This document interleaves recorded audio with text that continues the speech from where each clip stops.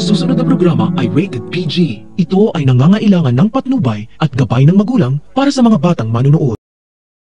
Alam na ni Gilbert na bilang na ang mga oras niya sa mundo dahil sigurado siya ang isusunod ni Moira patumbahin dahil hindi siya pumayag na patayin si Carlos.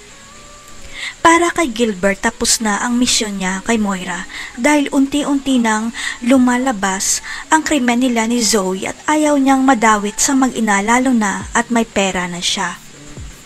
Walang kamalay-malay si Moira, nakakuha ng milyong-milyong pera si Gilbert sa kanya at sapat na yun para kay Gilbert para makapagbagong buhay na sila ng kapatid niya.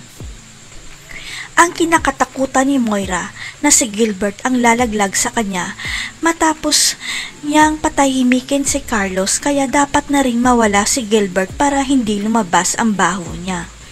Dalawang sikreto na lang ang hindi pa nalalantad sa mga tanyag. Yun ay si Morgana, ay si Moira at si Zoe ang totoong tumulak kay Lolo Pepe sa tulay kaya namatay ito.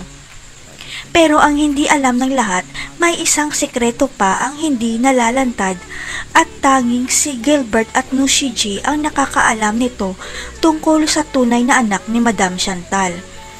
Bago mamatay si Madam Chantal, naibunyag niya kay Nushi G at narinig naman ito ni Gilbert na si Lynette pala ang tunay niyang anak at hindi si Moira ayon sa DNA test result. Kaya napagtanto ni Gilbert na bago man lang siya mawala, kailangan niyang masabi kay Lynette at Annalyn ang tinatagong sikreto ni Madam Chantal at lalo na kay Moira. Buong buhay ni Lynette akala niya nanggaling siya sa mahirap na pamilya, pero ang hindi niya alam siya pala ang tunay na tagapagmana ng kayamanan ni Madam Chantal. Kaya hindi na nag-aksaya pa ng panahon si Gilbert at nakipagkita kaagad siya kay Lynette at Annalyn para maibunyag na sila ang tunay na tagapagmana ni Madam Chantal. Si Lynette at Annalyn kaya ang unang makakaalam na si Morgana ay si Moira pala. Sa kulungan kaya ang bagsak ni Moira at Zoe dahil bistado na ang sikreto nila. Abangan.